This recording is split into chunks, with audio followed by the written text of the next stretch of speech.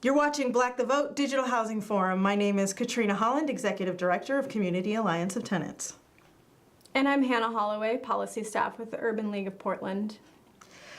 So as you know, there is a lot wrapped up in this November's election. Our values as Oregonians are on the ballot. The housing crisis continues to crumble our communities. And so a group of us Black-led organizations came together to have some real talk with candidates and with people in the know about some of the issues on the ballot.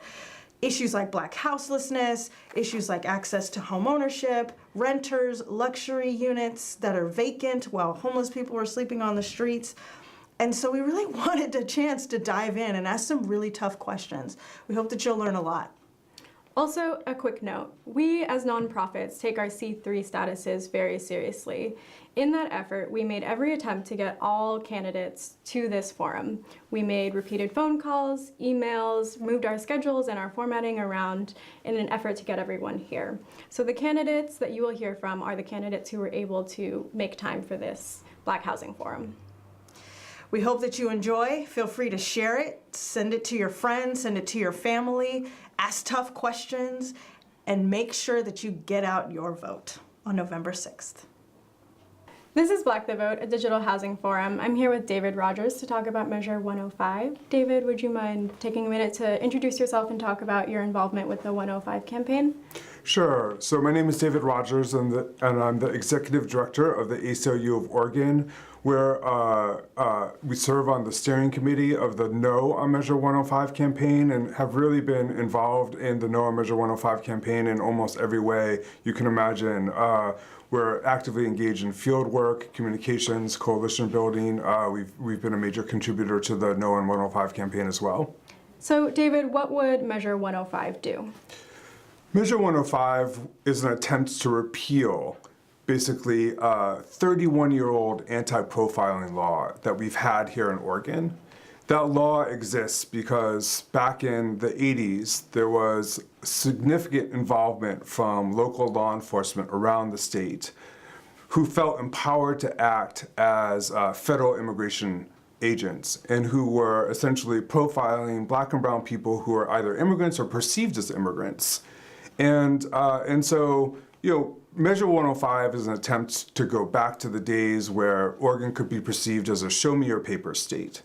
And if it passes, what we're likely to see is increased discrimination among people of color by some segments of local and state law enforcement. So I've heard some people responding to this and saying, if I vote no on Measure 105, am I just giving sanctuary to criminals? Do you care to respond to that? Sure. There's a lot of confusion about what 105 does and what it doesn't do. And just to be clear, the sanctuary law that exists in Oregon does not prevent local law enforcement from pursuing undocumented immigrants who have a warrant, who are perceived and suspected of committing a crime. So people who are thought of as someone who have broken the law can still be held accountable. And if we vote no on Measure 105, that's not going to change. But what will happen if we vote no on Measure 105 is that we'll actually hold into place very important civil rights protections. Great. And where did Measure 105 come from? What groups are behind it? That is a very important question, because Measure 105 has a key sponsor, which is a group called Oregonians for Immigration Reform, or OFER. And it is really important to know that OFER has deep ties with organizations that are identified by the Southern Poverty Law Center as extreme hate groups. And frankly, the majority of funding that they have for Measure 105 has come from these national nativist hate organizations. And so this really is also about a fight to push back on those extreme views because they do not reflect Oregon's values. And at least that's what we want to ultimately say by rejecting Measure 105, is that that doesn't reflect who we want to be as a state. And what about on the other side? Which groups are working to defeat this measure? It is a really broad coalition of, civil rights organizations, community organizations, organizations rooted in communities of color. Most of the elected leaders of color have stepped up to say no on Measure 105. There's faith-based organizations, business leaders.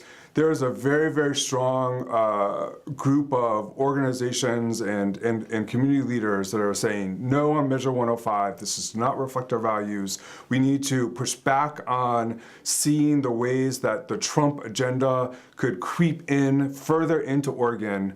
And so, honestly, it's not going to be able to get done unless we have that strong coalition effort. But it's great to see that it exists. And what should voters look out for? How will this Measure 105 appear on the ballot? So the important thing to remember is that ballot measures are one of the last things that appear on the ballot. And so you might be excited to be voting on the governor's race or for certain legislator races, but it is really, really important to go all the way down the ballot to vote on these ballot measures because they impact our civil rights. And so we're really encouraging a strong no vote on Measure 105, but it takes you to have to go all the way through the ballot, all the way down the ballot to be able to get there. And if Measure 105 passes, what impact will it have on local public resources?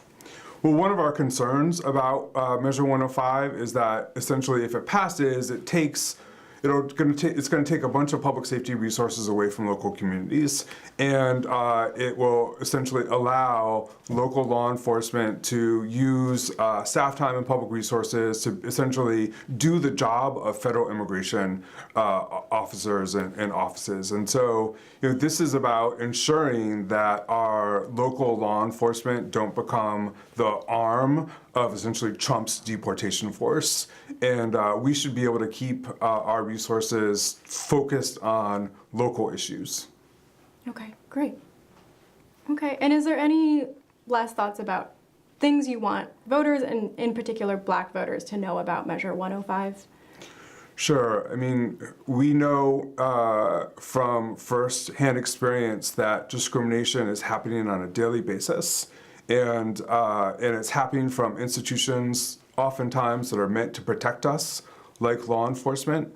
And if we're not voting no on Measure 105, it's going to take away the little protections that we have.